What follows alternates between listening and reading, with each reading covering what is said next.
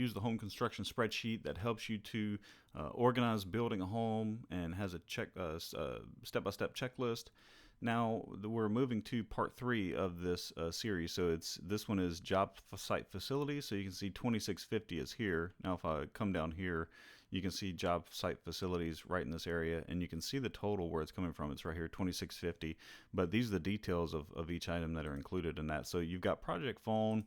We say, okay, we got $50 per month. We estimate we're going to pay it for 6 months, and that'll come up with your total of $300 right over here. And then for your construction utilities, you can see, okay, I think it's going to cost $200 each, and it's going to be for 1 month. And then you've got portable restrooms. That's $100 a month for 6 months. That's where that's coming from here. You've got some signage. It's just a lump sum for $50. You've got portable job site office. We said, no, we don't need that. So there's nothing there.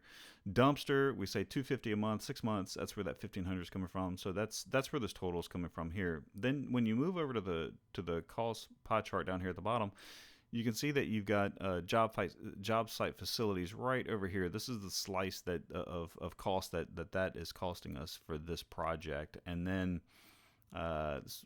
when we move over to schedule, you can see the job site facilities right in here. So you see a lot of the similar items here, whereas previously you were putting in costs. Now you're putting in the dates that you'll need them here. So or when you're going to be setting it up and getting it purchased and all that stuff. So this is saying, okay, we need to start working on getting us a phone out there on March 31st. And then somewhere between March 31st and April 3rd, we need to be getting that set up.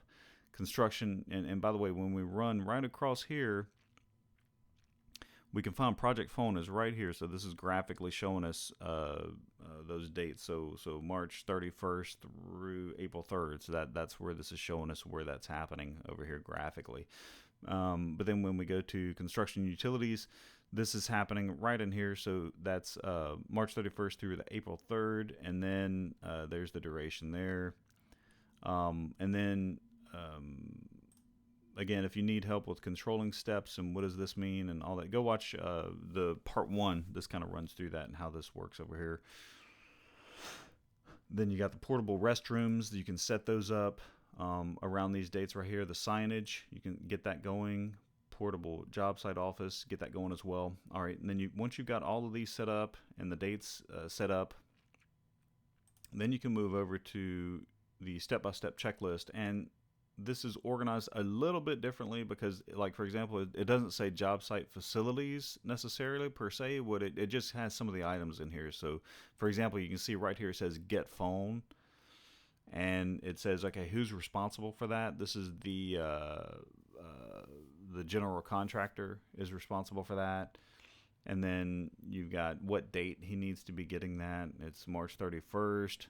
And then you can see over here that in this item right over here, you can see where it comes up in the payment point. So this is coming up as a material purchase, and so you can expect to be paying, $300 around this date right here.